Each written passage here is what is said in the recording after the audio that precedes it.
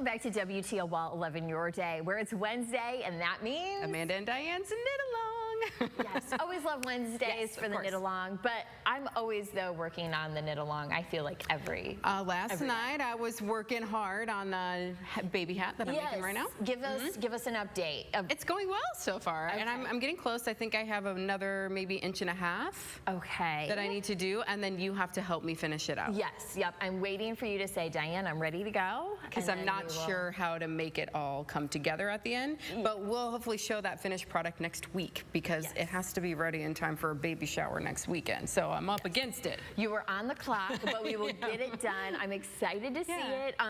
As Amanda said, she knitted it flat, so we're going to work on sewing it together and take shape. But earlier this week, I was at Lucas County Fair, and I, of course, had to see You had to go check out what's going in the craft barn, and it looks like you came back with lots of goodies here. Yeah, so there was 2 racks of course, you had, there's some of the animals that I saw. It was just a crocheted quilt Afghan that was put together, and they had quite a few. So yeah, there's the whole rack, the other side, but the one had the animals I thought was really cute. One had a koala, so it was definitely adorable. Then they also had some showcases there of some crafty items, so you can see there's some of the showcases. Some doilies and stuff. Yeah, some dishcloths, some hats. They had a wide variety. There was a gnome in there. There was also some women's apparel, so someone had crocheted halter tops.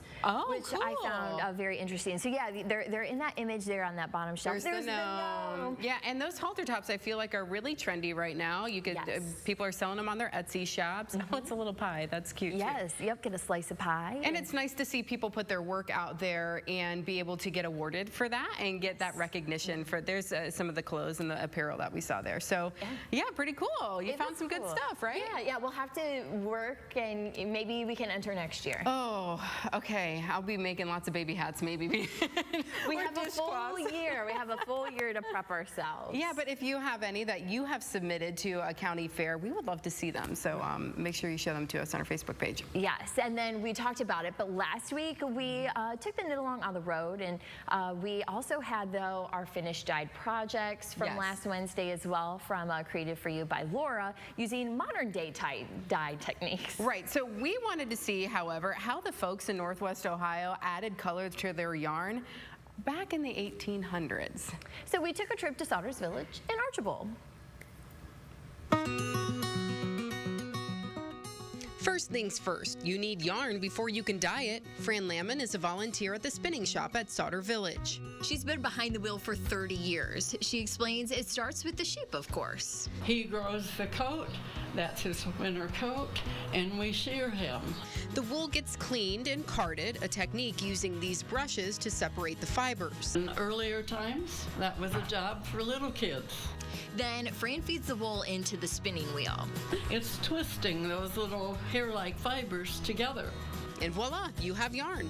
Fran says spinning wheels have been around nearly 1,000 years, and before that, you would use hand spindles. In colonial times, they would have had spinning wheels, but they also would have had hand spindles. Wool comes in a variety of natural colors, but if you'd like even more punch to your yarn, you dye it. In the 1800s, Fran says they would use nature to bring the color. To make yellow dye, Coreopsis flowers or marigold flowers. Then wrap them in some cheesecloth to keep the flowers from sticking to the yarn and add them to a large container of water. Add about 3 tablespoons of powdered alum, and then mix them and put them in the sun and let the sun do the rest of it. It's kind of like making sun tea. You have your warm pot of colored water, now add in your dampened yarn. In colonial times, Fran says they'd also go to the cupboard and use spices like turmeric or even onion peels. But another month there'll be pokeberries, and that will give us the reds. Fran says blue and green are the trickiest, but she's always experimenting. And if you want to try dyeing for yourself with the kids at home, Kool-Aid comes in a variety of colors. Kool-Aid was around about the turn of the century. It was available in the 1920s. Then dry your yarn, but Fran advises keeping it out of direct sunlight. Now it's ready for your next project. How sweet was Fran? Oh, she's fantastic. And she had She could answer every question. She was so knowledgeable to where no question was off limits. She knew the answer. And I love it too because she's trying to experiment with different colors to get the blue and the green, and she has tried everything in her cupboard, in her refrigerator, in her yard.